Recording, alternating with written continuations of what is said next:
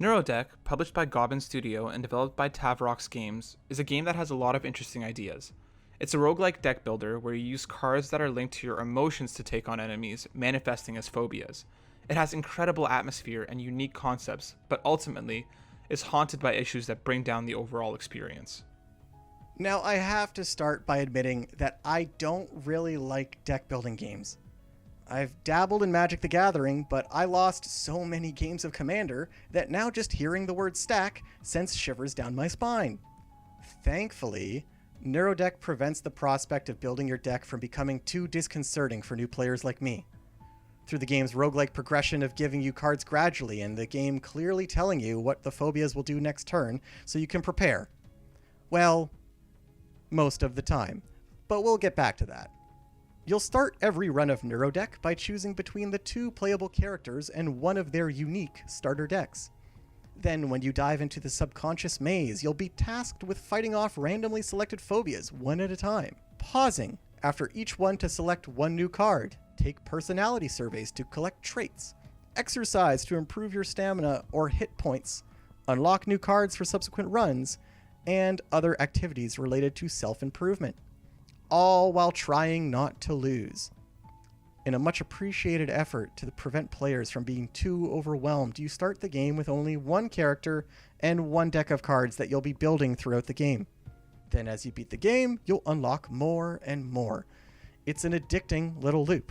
The starter decks are unlocked in an order that provides a nice smooth difficulty curve, so complexity increases at the right rate. And runs are pretty short, so it's easy to say just one more run. There's also the brief distraction of mental trials that are like puzzle boss fights to teach you different deck building strategies, if you aren't familiar with the genre. As usual, I try to go into these games without researching them. It's nice to open myself up to different game styles and topics I wouldn't usually find myself seeking out. Don't knock it till you try it, right? The thing that stood out to me the most was the art style and the muted color scheme. Nice hues of purple and blues, which change depending on what you're doing in the game. This gives a nice calming effect, and let's be honest, taking on one's phobias could be a bit intense. Having a game that uses mostly cool, calming tones as you battle your way through and build your deck is a nice touch, and one that I thought worth mentioning. Your foes are, as you already know, a plethora of phobias that may either affect you or not, but all of them are like this big, black, inky blob of horror that come to prey on your mind. They remind me a lot of ink blots, and therefore, I thought of therapy. I thought this was an amazing way to bring forth the idea that you are, in a way, seeking or getting a therapeutic experience from the game itself. I just think it's amazing the way they were able to create these creepy enemies. The character design was also done very well. I like the fact that we stepped away from the traditional idea of a white male protagonist, and in its place, we have two women of color. You know, being a female, I'm a sucker for any game that's not afraid to put women, especially women of color, in the forefront. And I just want to say I really appreciate that. In the end, I just like to say I enjoyed the theme of the game. I can appreciate the work and the art that went into creating this game. The story is told quite loosely in Neurodeck, as you'll choose a character and an emotion, and then start your journey through the character's subconscious. You'll come across moments of rest where the story is told through diary-like entries. Some of these are compelling and interesting, talking about the character's experiences with racism, alienation, and feeling alone, while others will seemingly deal with more mundane experiences like dreams. These dives into the character's backstories are really interesting, and I would have liked to see more of them. The text speed is also brutally slow during these segments, and they can be littered with grammatical errors and lost punctuation. The game is built around these phobia-centered enemies, and it would have been interesting to see more of these stories touch on these fears and experiences. The phobias themselves make for visually compelling enemies, but the game doesn't make much use of them outside of that. I really liked that Neurodeck uses themes of self-care and self-improvement, like hugging or reading or exercising to take down these phobias. I've never seen a game do this before, and can actually translate to real-life applications of dealing with anxiety, fear, and mental health.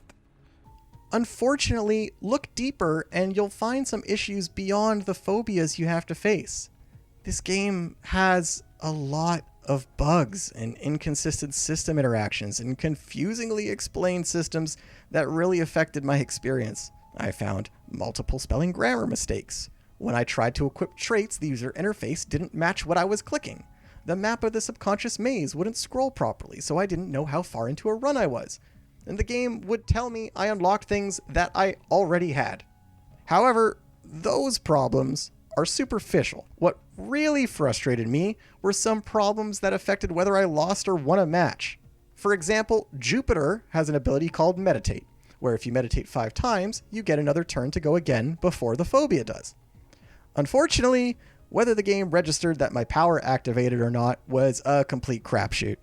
Sometimes it triggered before the phobia went, and sometimes after.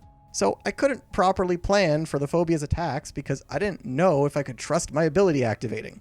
And I did lose runs because of this. Ultimately, Neurodeck is an enjoyable roguelike deck builder that is bogged down by technical problems and other issues. It has incredible atmosphere, phobia designs that will run chills down your spines, and uses the idea of self-improvement in a way I haven't seen done in a game before. But the bugs that you encounter along the way can be frustrating. If you're looking for a trip down to the subconscious maze, go check out Neurodeck. Thanks for watching our Neurodeck review, and a big thank you to Tavrox Games for sending us codes for review. If you liked what you saw, please hit that subscribe button and watch our other reviews, let's plays, and podcasts, and our new series, Hey, Did You Hear?